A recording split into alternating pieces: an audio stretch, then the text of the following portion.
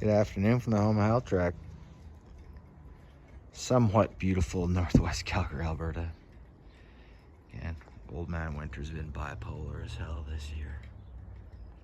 The banger's finished though. That is every piece I wanted on a modern freestyle bike. Everything down to the grips.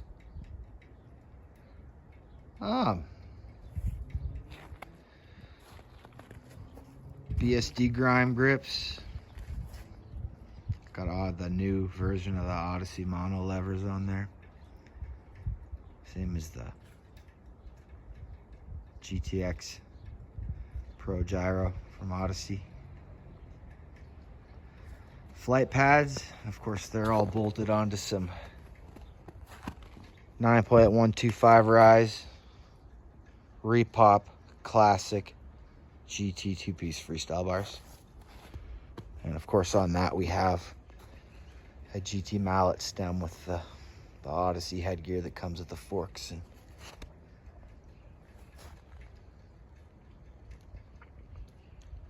Odyssey F32 forks. I honestly don't see anybody with these out there. As well as the Odyssey Evo 2.5s, just like the ones I got on the back. I did something a little different though. If you notice, I got a bunch of extra nipples from when I had these custom built. And they gave me a bag. They're like, we can't do nothing with these. I decided to crimp the cable ends with the red nipple. I thought it was, it was cool. It's better than just the regular aluminum ones or not, We got the Odyssey F32 forks. What do we got? We got GT real steel pegs on my non-drive side. And we have Salt Plus pedals or pegs on the other side because I'm just going to grind those out. They're going to get replaced with whatever, a coated peg that's just going to last. We got a Odyssey Vandero Pro front hub. And front and back we have Sun Rhino light rims. And of course I had these custom built. Got us the new Odyssey Path Pro tires. I run those at 80. I don't go all the way to 100. I don't want that. It's gonna hurt my wrists. Changed some decals out on it. Last year when that was brand new, I got the Odyssey Big Stitch Slim Seat. And that's when I started going with the gold. Sean from Rad BMX Builds gave me that GT layback seat post. That's a GT Fueler. I believe a 1998 or 97 GT Fueler seat post decal. OG. It is an Odyssey torque converter. I had to put a sticker on it because I accidentally wiped off the decal originally. I know it sucks. Jeez. And I'm keeping the crank because I like the little red accents. Just some larger GT platform pedals that I haven't seen very often, but they're okay. Those little pegs break off pretty easy. And we got it in the back again. Real steel pegs on my non-drive side, and then look at that. Is that rusting on me? Guess it's steel. No, just a smudge. And of course, to finish off, we got the Clutch V2 hub. And if you noticed, my caps are marbled gold with black pips. It's from Air Caps, California, out of Westminster, California. Sorry if the camera's shaking. It's actually kind of cold out right now. But that is the banger, guys. Front to back. I spent way too much money on this thing, but it's all for enjoyment. I've really enjoyed the clear brake pads on those Odyssey Evo 2.5s. I started with a generic brake that came on it. It was supposed to have Odyssey Springfields, and then I got a set of Springfields, and the brakes worked good until the stupid spring breaks, and it breaks all the time, and I got pissed pot tired of that real fast because it almost hurt me. But those Evo 2.5s are beautiful, beautiful brakes, just wonderful. I thought they were great just with the black pads, but then, you know, as you start torquing on them more, I'm old. I just want to use less effort. Those Evo 2.5s with the clear pads. I reached out to Eddie Fiola on Instagram and I asked him, hey, excuse me, sir, what do you use for brakes? And he sent me a picture of these in gold and he just said, get yourself some clear brake pads, kid. Yes, sir. I'm almost 45 years old. Eddie Fiola can call me kid anytime. I'm that young. Or he's that old or whatever it might be. And the flight pads. Remember I said I was gonna get them tailored? Well, we did that. We got it cut away and tailored up. So if you notice, you hear the crunching of the snow underneath me there.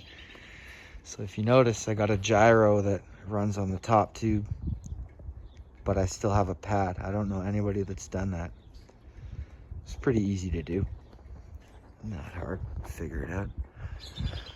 I was thinking of getting the neck pad riveted and putting it on there, but honestly, I think the Odyssey headgear and that mallet stem is just gorgeous. It's a real pretty stem.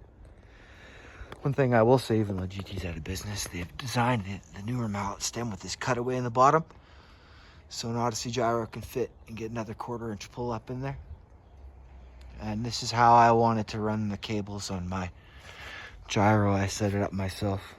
I figured any lower than that and the cables would risk catching on my foot trying to do flatland. Any shorter than that and they would make much more of an angle than I want. And it would restrict the braking, make it less smooth. So this is, and again, I'm just some old poser, man. The reason I ran my old bike, I used to run them behind the pad. And this newer bike, I'm running them in front of the pad. And that's just because the angle that it pushes the brake cables is less when I run it in front here. And my other bikes, I run it in behind. It works that way. And I want the brakes to work really well. I'm not a good enough rider to have to ride on the pad. And I do little bits of flatland, but I ain't no Trevor Meyer, buddy. Not by a Alberta kilometer. Anyways, much love and respect to all my friends out there from Northwest Calgary, Alberta. In a crazy world we're in now, right?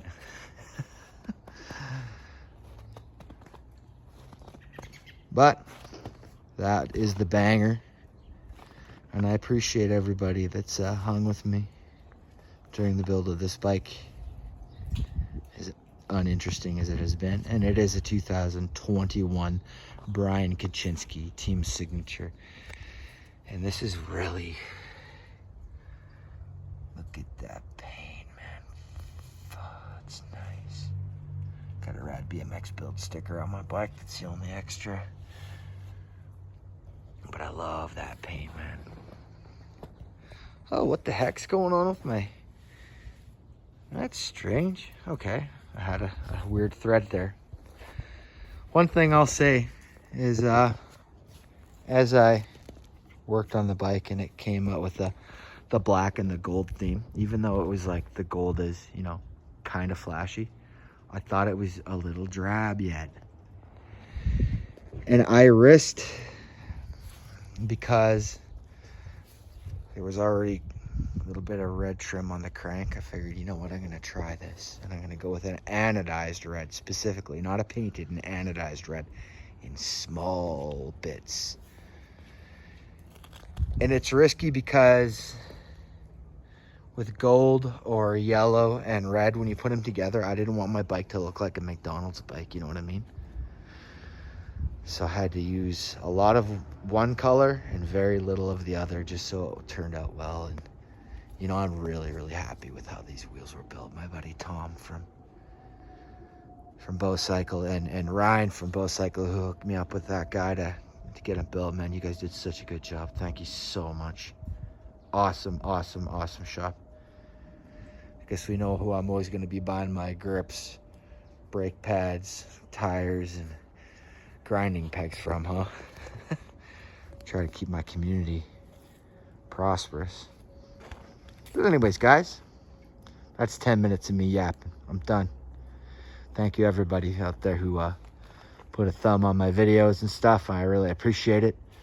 And I don't ask, but please put a like on my video if you like the bike. I'm sorry if it's long, and I'm sorry if I talk a lot, but it's a pretty bike, ain't it? It's not an S&M or a Sunday or a We the People or something real expensive. A lot of guys don't have much good things to say about new GTs, but this was one of the best offerings they had. They didn't make a lot of good bikes at the end for BMX. They really didn't, but they made a couple, and this was one of them. For a contemporary freestyle bike, this was what I wanted.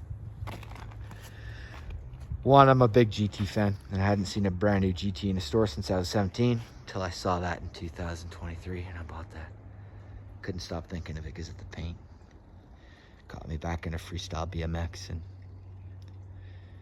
the rest is history, bro. Anyways, from the gorgeous home of Health Track in Northwest Calgary, Alberta. I'll see you out there, fellas.